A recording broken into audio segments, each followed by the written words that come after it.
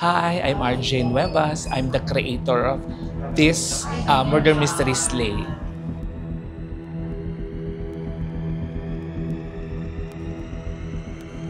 Ang unang pumasok sa isip ko sa Slay is lalaking nasusunog at apat na babaeng nakatingin sa kanya. So doon pa lang may mystery na sino sa apat na babaeng ito ang pumatay sa lalaking nasusunog.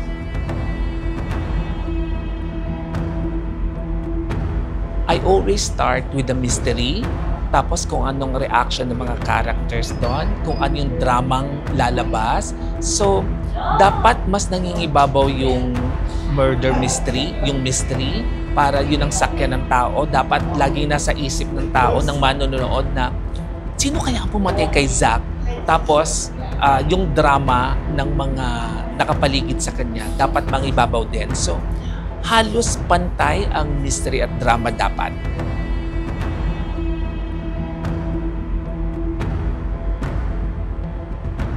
Ang challenge namin talaga sa totoo lang, medyo mabilisan ito. Unlike in the past, ang mga murder mysteries, matagal na dinedevelop.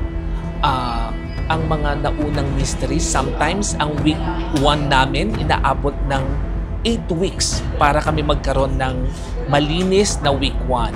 Dito medyo naging mabilisan, kaya mabilisan lahat ng pagbuo namin ng story. Pero happily, hindi naman na-sacrifice ang story.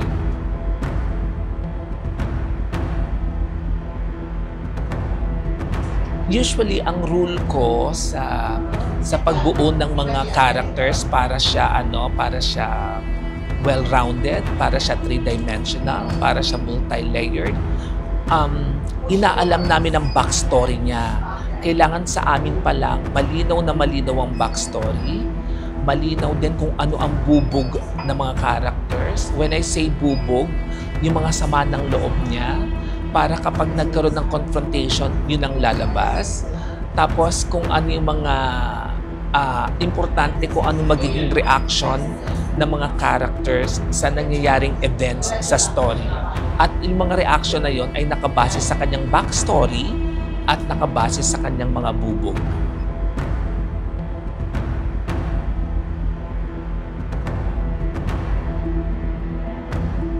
Tingin ko yung apat na babae, mahihirapan silang i-figure out kasi maraming layers.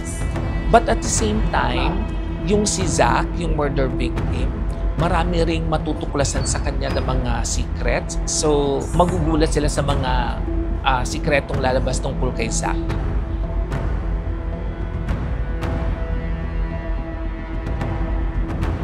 Kunyari, for example, yung murder sinituate namin sa gym. So, first time kong gumawa ng murder mystery na nangyari ang crime sa gym, usually kasi sa bahay. So ito, nung inilabas namin siya para ilagay sa gym, doon pa lang exciting na siya. Ibang visuals na siya agad.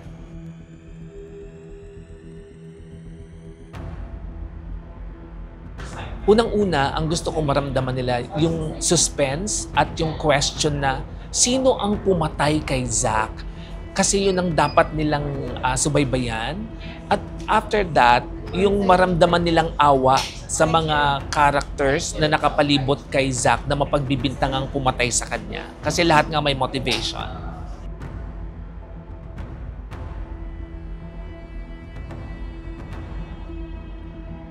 Ito, kaya siya kakaiba.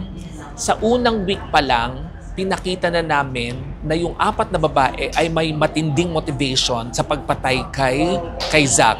Usually kasi sa mga murder mysteries na nagawa na namin, ipapakita mo na yung murder victim, tapos iisa-isahin yung mga characters kung may motivation o wala. Dito talaga, week 1 pa lang, in-establish na namin na lahat ng babaeng to ay galit kay Zack.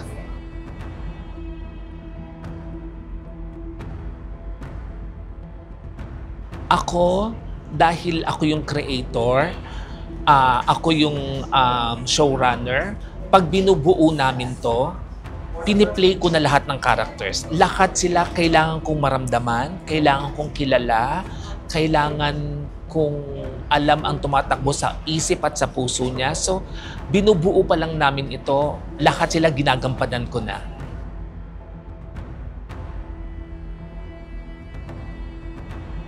Meron kami mga naiisip na ay, ginawa na to, parang pag nag-create kasi kami ng story, hinahayaan namin yung mga characters na kumilos ayon sa na-establish na psyche at emotions nila. So kapag meron silang naging desisyon na gagawin itong ng isang character, nagugulat pati kami.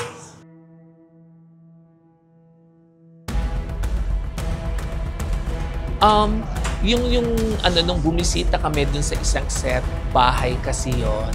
So, kung ano yung nire-require na atmosphere sa story, nakita naman namin kasi mayaman at sosyal. So, yun naman ang nakita naming atmosphere at feels nung location na yon. Dadalaw ulit ako kasi meron akong hinihintay na eksena. So, dadalaw ulit ako at para tingnan yung eksena.